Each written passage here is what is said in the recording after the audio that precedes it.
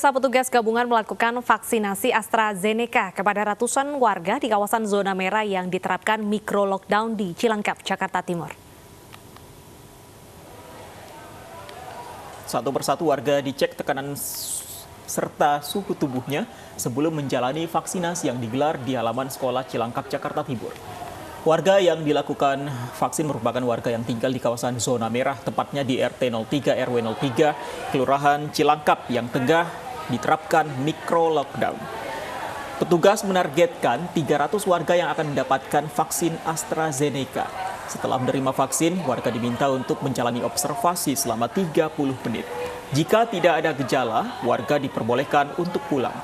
Selain itu, dari total jumlah 111 warga yang terpapar COVID-19, kini 40 diantaranya telah dinyatakan sembuh.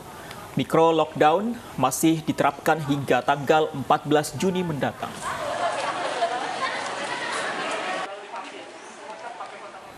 Seorang warga lanjut usia di Gerobokan meninggal dunia seusai menjalani vaksin di kantor balai desa setempat. Korban meninggal dunia ketika menjalani rawat inap di rumah sakit. Korban sempat muntah dan pingsan sesampai di rumah usai menjalani vaksin.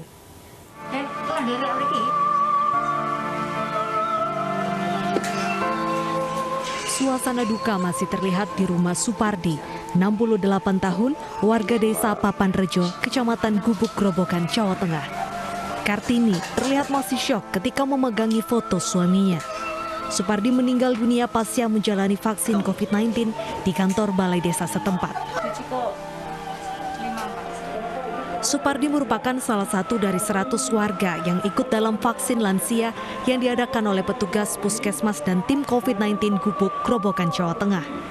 Saat diperiksa tensi darah, diketahui tensi korban saat itu normal, sehingga bisa dilakukan suntik vaksin. Usai divaksin, korban justru baru akan diambil sampel darah, namun ketika hendak diambil sampel darahnya, tiba-tiba Supardi jatuh pingsan. Pelaksanaan vaksin oke, sebelum-sebelumnya juga oke. Setelah giliran Pak Pardi, habis divaksin terus ke antrian pengambilan sampel gula. Sebelum dia nyampe ke gula itu, ternyata dia terus istilahnya nggak sadarkan diri, terus saya bawa ke meja dan dia di meja sudah sadar, diinterogasi sama Bu Dokter. Sesampainya di rumah, ia mengalami mual dan muntah.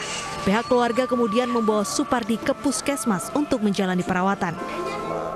Sehari menjalani perawatan dan tidak ada perubahan, kakek berusia 68 tahun ini dirujuk ke Rumah Sakit Getas Pendowo Gubuk, namun ditolak dengan alasan ruang isolasi sudah penuh. Naas, Supardi meninggal dalam perjalanan ke Rumah Sakit Semarang. Pihak keluarga berharap agar pemerintah lebih selektif dalam memberikan vaksin, terutama untuk warga lanjut usia yang rentan dengan penyakit penyerta, sehingga kejadian serupa tidak terulang lagi. Dari Gerobokan, Jawa Tengah, Rustaman Ainus melaporkan.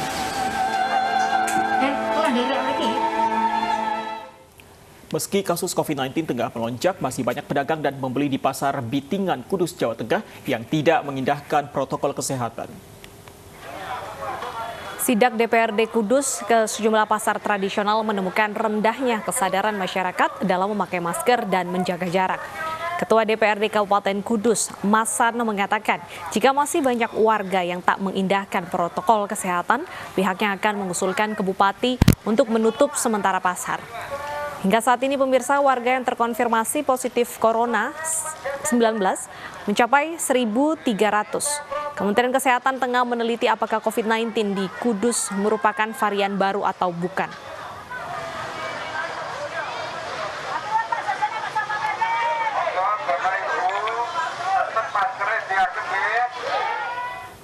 Vietnam telah menemukan varian virus corona baru yang merupakan hibrida dari varian yang pertama kali ditemukan di India dan Inggris. Hal itu dinyatakan oleh Menteri Kesehatan Vietnam, Nguyen Thanh Long.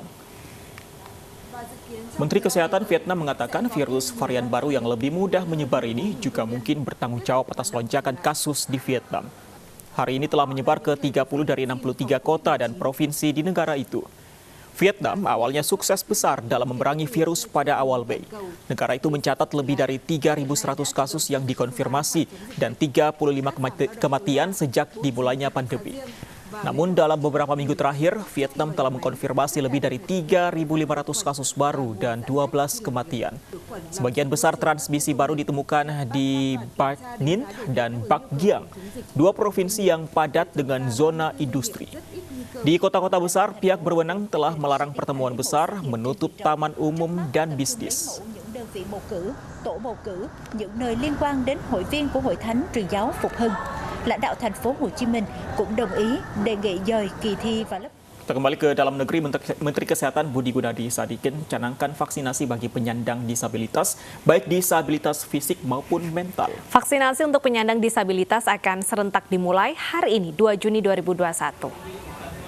Vaksinasi untuk penyandang disabilitas akan serentak dimulai pada Rabu hari ini, pemirsa. Para penyandang disabilitas baik fisik maupun mental bisa mendapatkan vaksinasi di seluruh fasilitas kesehatan atau sentra vaksinasi manapun dan tidak terbatas pada alamat domisili KTP. Kementerian Kesehatan meminta semua pihak mendukung vaksinasi untuk disabilitas dengan membantu mendaftarkan dan membantu transportasinya. Saya juga baru belajar nih, diajarin sama Pak Dirut bahwa orang yang punya gangguan jiwa itu umumnya komorbidnya atau penyakit sampingannya banyak, karena mereka kan tidak bisa menceritakan dengan terbuka apa yang mereka alami, sehingga kalau terkena mereka lebih rawan dibandingkan yang normal seperti teman-teman di sini. Itu juga saya baru tahu. Nah, oleh karena itu saya rasa baguslah bahwa kita bisa mulai juga memberikan prioritas ke yang gangguan jiwa, dan di Indonesia lumayan banyak juga. Pemirsa, Organisasi Kesehatan Dunia atau WHO menyetujui penggunaan darurat vaksin corona buatan Sinovac Biotech. Dengan persetujuan itu, sudah ada 2 produk Sinovac yang diperbolehkan di negara-negara miskin. WHO merekomendasikan penggunaan vaksin Sinovac untuk orang dewasa di atas 18 tahun. Direktur Jenderal WHO Tedros Adhanom menyebut vaksin buatan Cina itu aman dan efektif, serta penyimpanannya mudah. Menurutnya, vaksin buatan Sinovac cocok untuk negara-negara berpenghasilan rendah.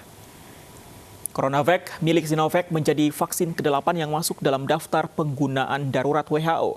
Sinovac menyatakan sudah memasok lebih dari 600 juta dosis vaksin untuk di dalam maupun di luar negeri pada akhir Mei lalu. Sementara pemerintah Arab Saudi hingga saat ini belum memasukkan vaksin Sinovac sebagai daftar vaksin yang diakui untuk calon jemaah haji. Vaksin yang disetujui untuk calon jemaah haji yang sudah mendapat emergency use listing dari WHO.